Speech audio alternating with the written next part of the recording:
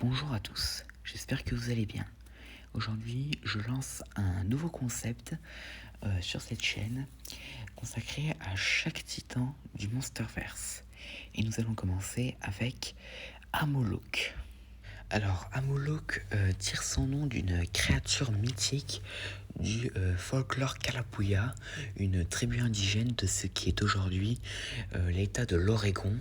Donc dans ce folklore, il était associé à la maladie, au brouillard et à la noyade.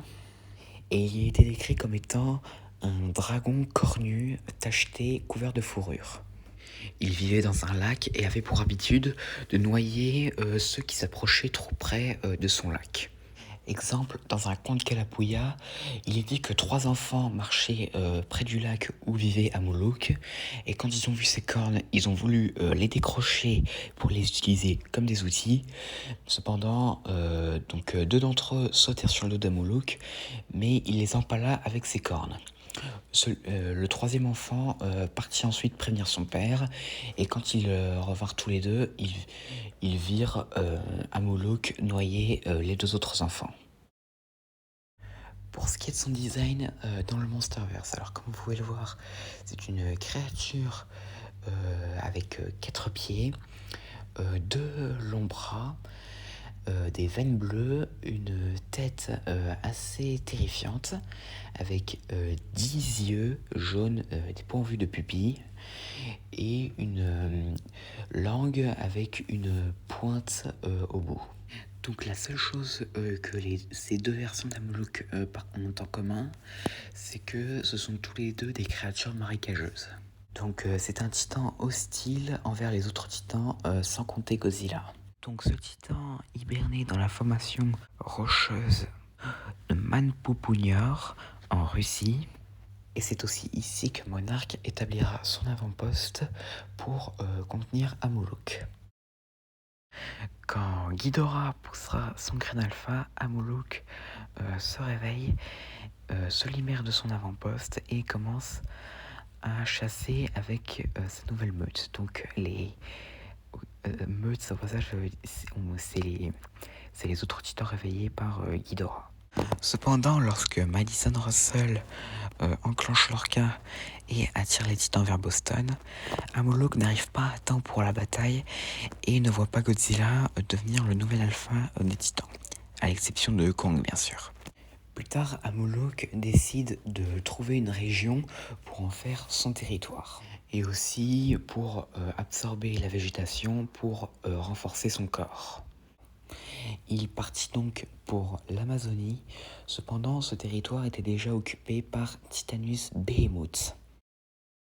Cependant, Amoulok ne se laissa pas faire et engage Behemoth dans un combat assez violent dans lequel il réussit à briser l'une des défenses de son adversaire.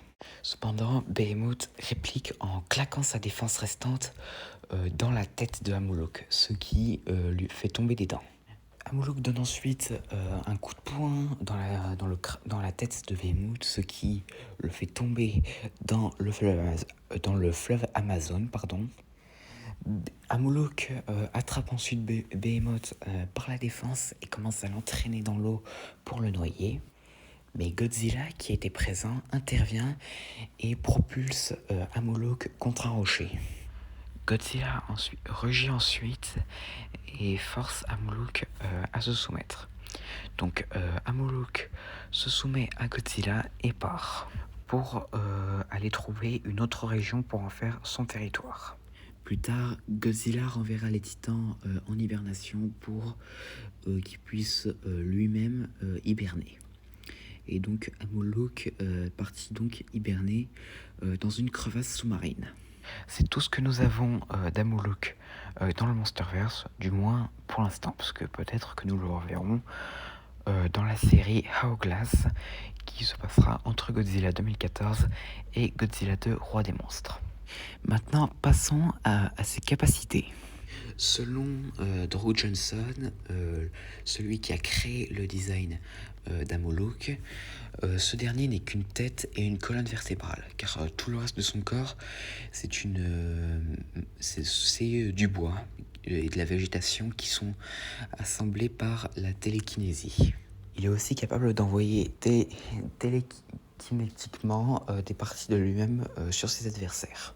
Au cas où, pour ceux qui ne savent pas c'est quoi la télékinésie, ça veut dire qu'il peut manipuler des objets ou des êtres vivants et les envoyer quelque part.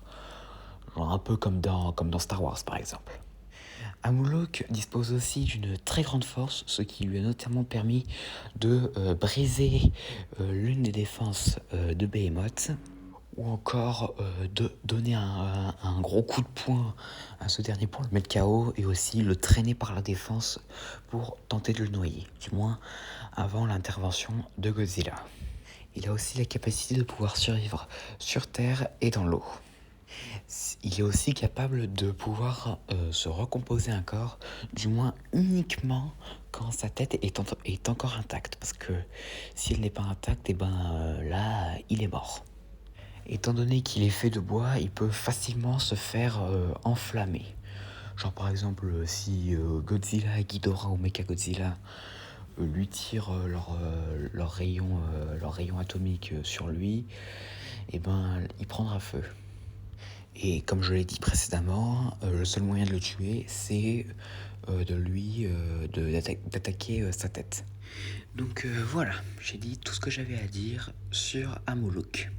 J'espère que cette vidéo vous aura plu. N'hésitez pas à me dire ça dans les commentaires. Et à la prochaine.